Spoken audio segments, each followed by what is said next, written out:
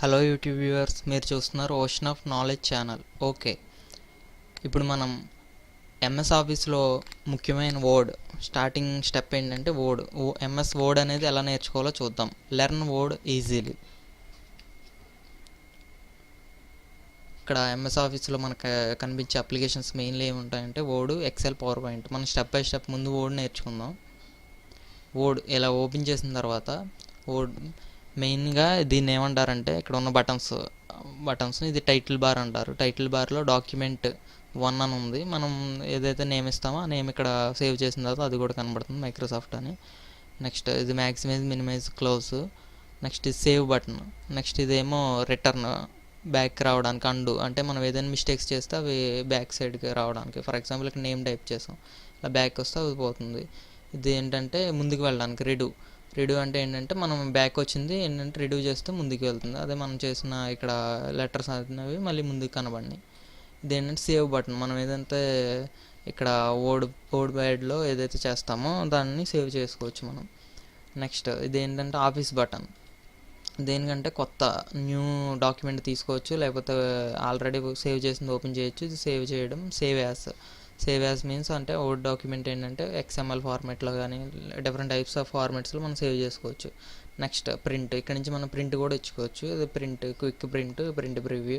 Next prepare, send ఏంటంటే మనం ఈమెయిల్లో కానీ ఫ్యాక్స్లో కానీ పంపడానికి ఇది వెరీ ఈజీగా మనకి అవుట్పుట్ అనేది ఇవ్వడం జరుగుతుంది. Next publish. ఇవన్నీ తర్వాత మనం డిస్కస్ చేద్దాం. నెక్స్ట్ పేస్ట్ ఏంటంటే మనం ఈ ఎంఎస్ వర్డ్లో చాలా షార్ట్కట్ కీస్ అనేవి ఉంటాయి. మనం అవి స్టెప్ బై స్టెప్ తెలుసుకుందాం. పేస్ట్, కంట్రోల్-V కొట్టినా పేస్ట్ చేయొచ్చు, లేదా ఈ బటన్ క్లిక్ చేయొచ్చు. ఇక్కడ రైట్ క్లిక్ చేసి ఇక్కడ పేస్ట్ అన్నది ఉంది కదా, దీంతోనైనా చేయొచ్చు. Cut means Ctrl-X copy. Ctrl-C అంటే కాపీ. Format painter.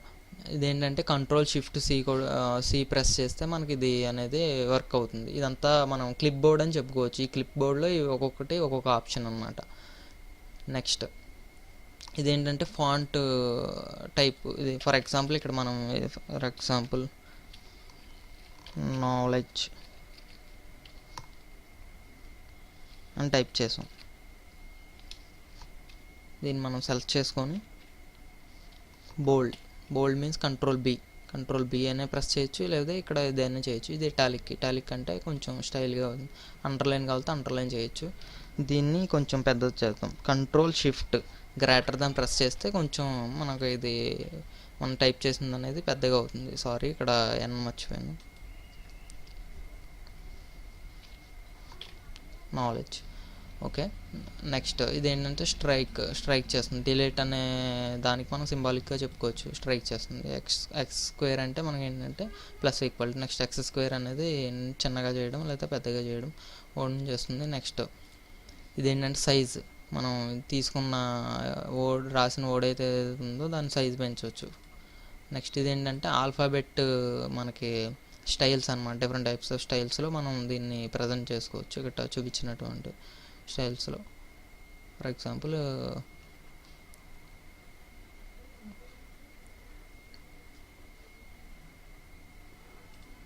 అలాగా అనమాట.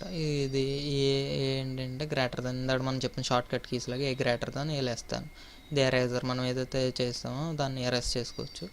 నెక్స్ట్ ఇదేంటంటే బ్యాక్గ్రౌండ్ కలర్ అనమాట. మనం కావాల్సిన బ్యాక్గ్రౌండ్ కలర్. ఇది ఆల్ఫాబెట్ కలర్ అనమాట, ఫాంట్ కలర్. ఇదేంటంటే పారాగ్రాఫ్ సంబంధించింది. మనం అలైన్ చేసుకోవచ్చు, లెఫ్ట్కి కానీ రైట్కి కానీ ఏమన్నా ఎలా చేసుకోవచ్చు.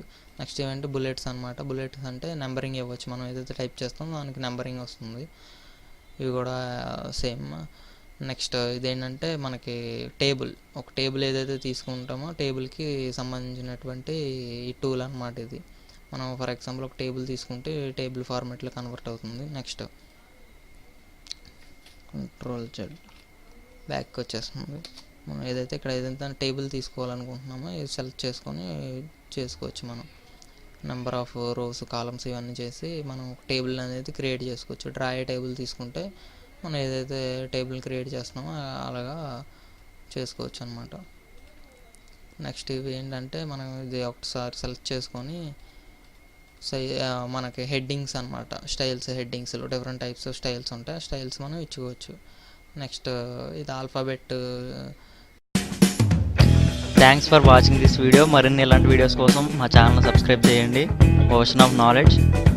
మరియు మీకు ఎలాంటి వీడియోస్ కావాలో అది కామెంట్ సెక్షన్లో పోస్ట్ చేయండి. Thank you.